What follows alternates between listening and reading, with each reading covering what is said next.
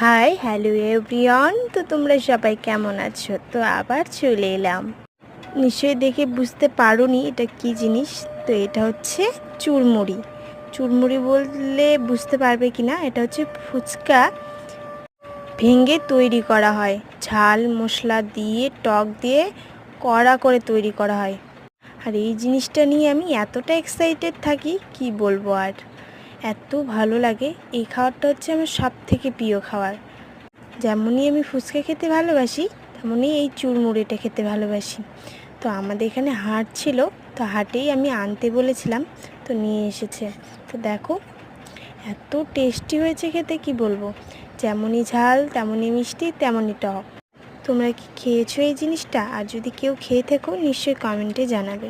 আমি তো এটা প্রায়ই খাই, আমাদের এখানে সপ্তাহে 2 দিন হাট হয়, তো আমি প্রায়ই খাই এই জিনিসটা। তোমরাও একবার ট্রাই করে দেখো।